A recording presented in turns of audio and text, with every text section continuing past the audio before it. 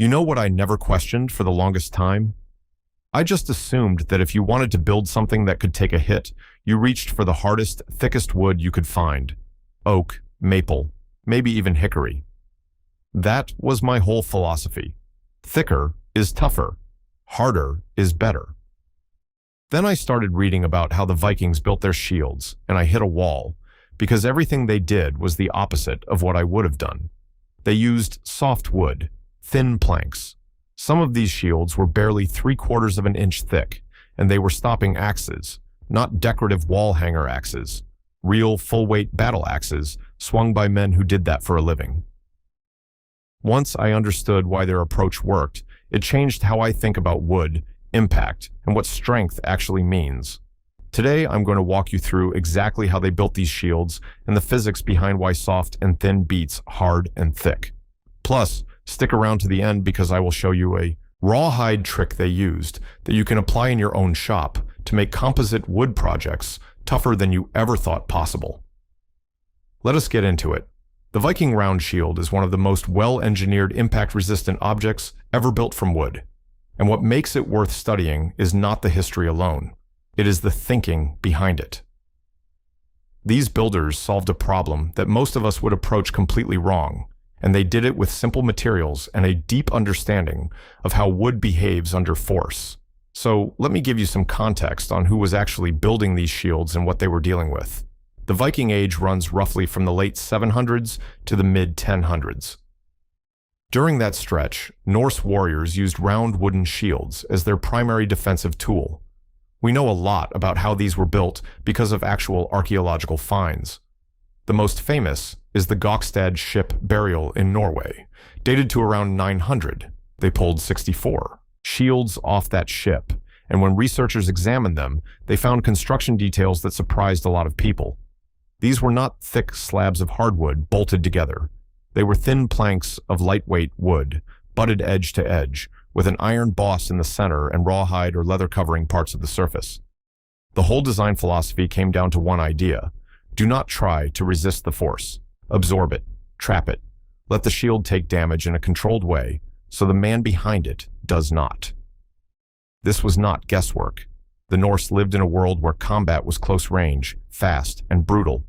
A shield that was too heavy would exhaust you in minutes. A shield that was too rigid would split in half on the first solid hit.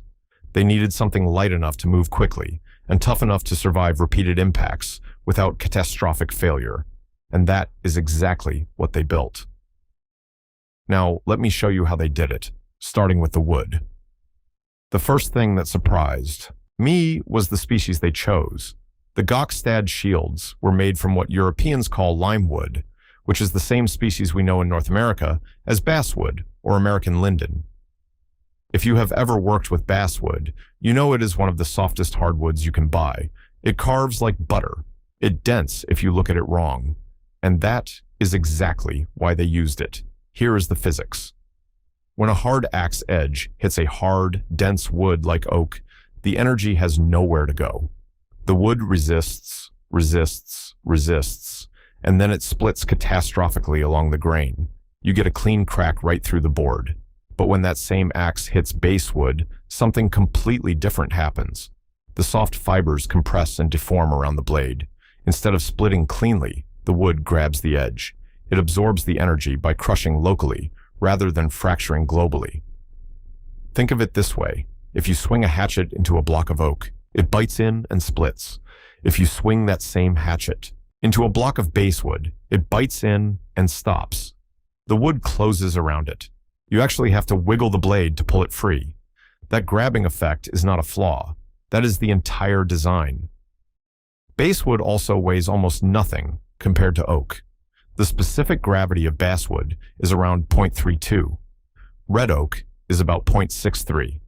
That means a basswood shield weighs roughly half what an oak shield of the same dimensions would weigh. For a man holding that shield up with one arm for an extended fight, that weight difference is the difference between life and death. Now here is how they actually assembled the thing. A Viking shield was not carved from a single plank or even a glued-up panel the way we might build one. It was constructed from multiple thin planks, typically 7 to 10 of them, butted edge to edge and running parallel across the full diameter of the shield.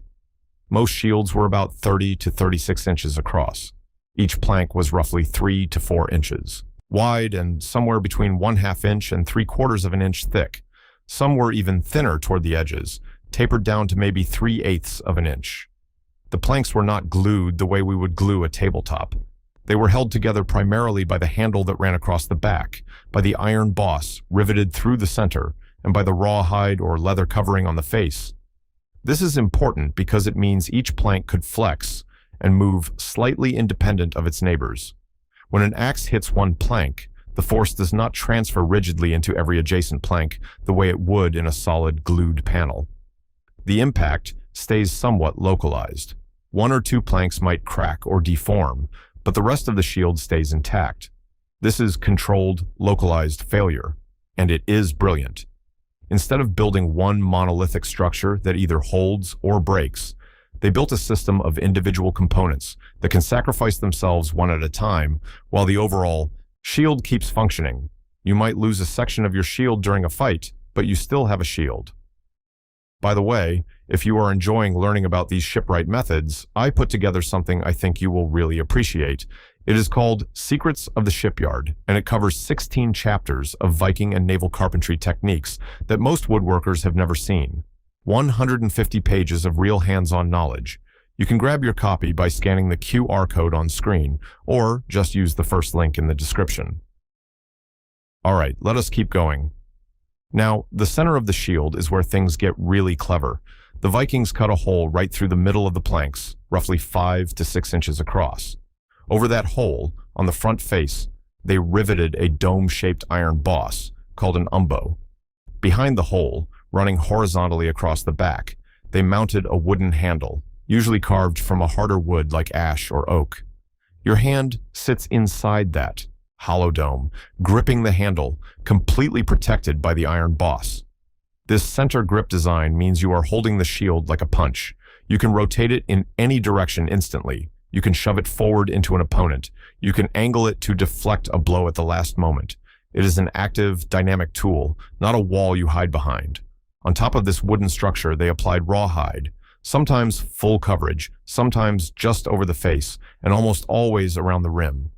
The rawhide was glued down with hide glue while it was still wet, then stitched or tacked around the edges. As it dried, it shrank and tightened like a drumhead over the wood. This created a composite structure. Wood on the inside for impact absorption, rawhide on the outside for tensile strength and containment. This is the same principle behind fiberglass over a wooden boat hull. The wood handles compression. The skin handles tension. Together, they are far tougher than either material alone. And this brings us to the real revelation. The whole system, the soft wood, the thin planks, the rawhide skin, all of it serves one purpose. When an axe strikes this shield, the soft basewood compresses and deforms around the blade edge. The thin planks allow localized crushing without catastrophic splitting. And the rawhide holds everything together, so the shield does not fly apart after the impact.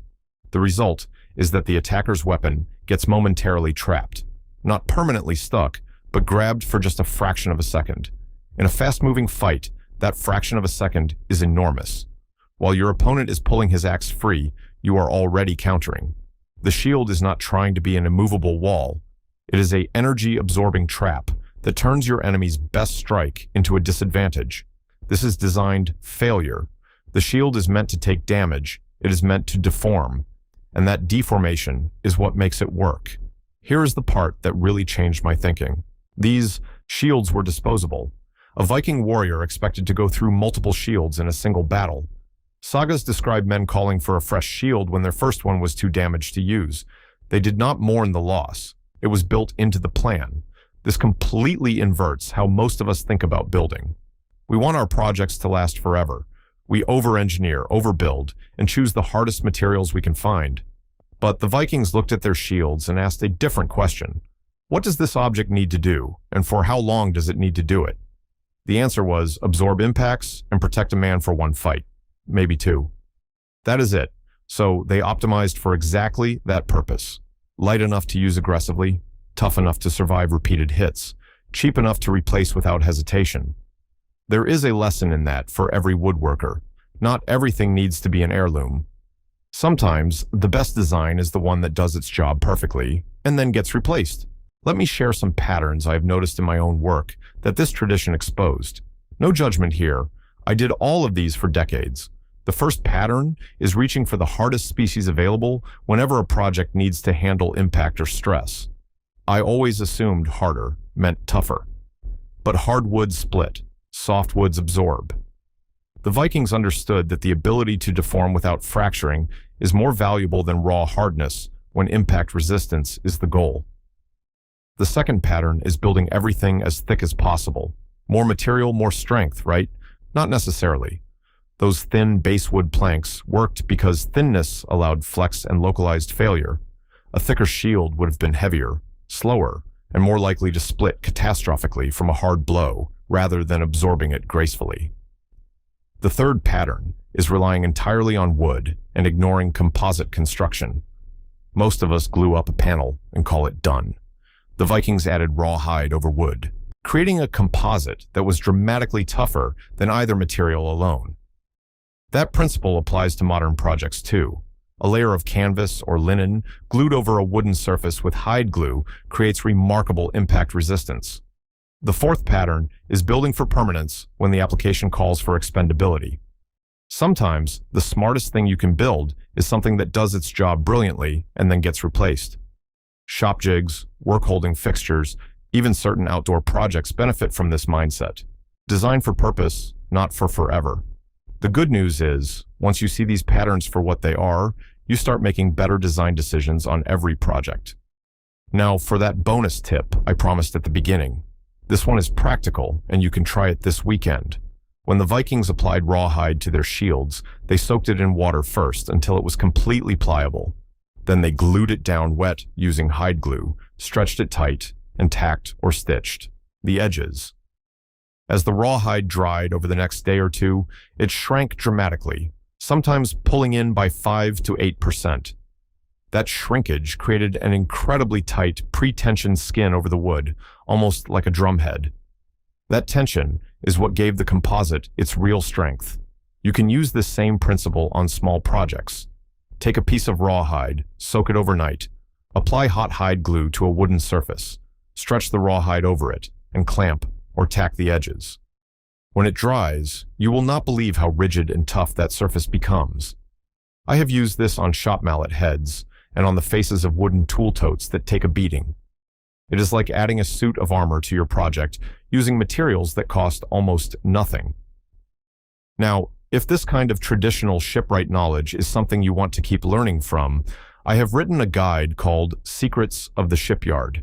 It covers 16 chapters of Viking and naval carpentry techniques that have been perfected over centuries. The kind of stuff you will not find in most modern woodworking books. Scan the QR code right now or check the first link below. All right, let us continue.